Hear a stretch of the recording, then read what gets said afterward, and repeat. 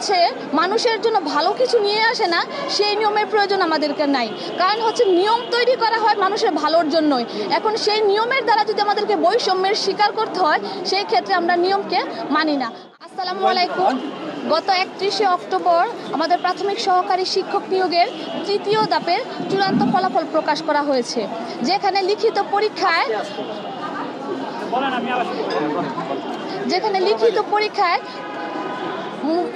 46,199 জন প্রার্থীকে মনোনীত করা হয়েছে। সেখানে চূড়ান্তভাবে মাত্র 6,531 জনকে মনোনীত করা হয়েছে, যেখানে আমাদের অনুপাত হচ্ছে 7:1। কিন্তু প্রথম ধাপ এবং দ্বিতীয় ধাপে প্রতি 3 জনে একজনকে চূড়ান্তভাবে নিয়োগ করা হয়েছে, কিন্তু আমাদের তৃতীয় ধাপের ক্ষেত্রে প্রতি 7 জনে একজনকে নিয়োগ করা হয়েছে। কিন্তু সেখানে উপজেলা ভিত্তিক বিশাল বড় একটা বৈষম্য করা হয়েছে, যেখানে প্রতি 15 জনে একজনকে নিয়োগ করা হয়েছে। কোন উপজেলায় হচ্ছে 8 জনে একজন নিয়োগ করা হয়েছে। তো এটা আমাদের সাথে বিশাল বড় একটা বৈষম্য হয়েছে, যেটা আমরা কোনোভাবেই মেনে নিব না। এর জন্য গত 10 দিন যাবৎ আমরা অধিদপ্তরের সামনে লাগাতার অনশন কর্মসূচি চালিয়েছি। সেখানে অধিদপ্তর এবং মন্ত্রণালয় থেকে আমাদেরকে এই ব্যাপারে কোনোভাবে আশ্বস্ত করা হয় নাই, বরঞ্চ ওনারা আমাদেরকে নিয়মের অজুহাত দেখাচ্ছে। যেই নিয়ম মানুষের জন্য ভালো কিছু নিয়ে আসে না, সেই নিয়মের প্রয়োজন আমাদেরকে নাই। কারণ নিয়ম তৈরি করা হয় মানুষের ভালোর জন্যই। এখন সেই নিয়মের দ্বারা যদি আমাদেরকে বৈষম্যের স্বীকার করতে হয়, সেই ক্ষেত্রে আমরা নিয়মকে মানি না। আমাদের মেন দাবিটা প্রতি সকল উপজেলায় সকল শূন্যপদ পূরণের মাধ্যমে 3:1 অনুসারে আমাদের পুনরায় প্রাথমিকের ফলাফলটা পুনরায় প্রকাশ করা হোক। যেখানে মুন্সিগঞ্জ জেলায় প্রতি 4 জনে তারা একজনকে নিয়োগ দেওয়া হয়, সেইখানে গোপালগঞ্জ উপজেলায় কেন প্রতি 12 জনে একজনে নিয়োগ দেওয়া হবে, সেটা আমরা অধিদপ্তর এবং মন্ত্রণালয়ের কাছে জানতে চাই।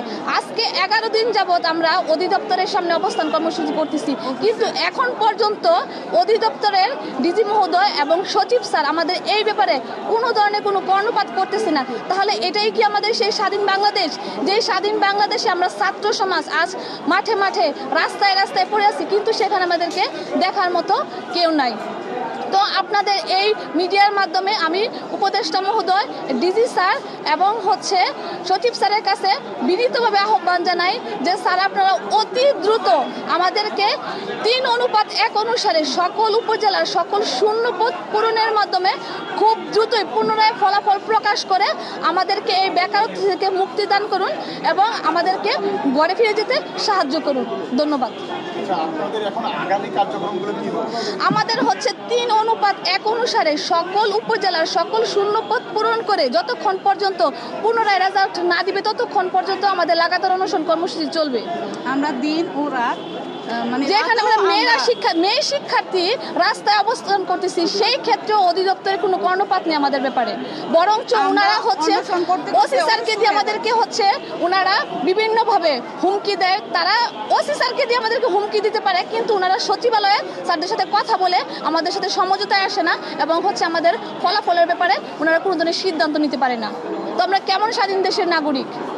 আমরা যেই স্বাধীন দেশের নাগরিক, যেই ছাত্র সমাজ আজকে দেশকে নতুনভাবে সংস্কার করেছে, সেই ছাত্র সমাজ আজকে রাজপথে, কিন্তু তাদেরকে দেখার মতো কেউ নাই।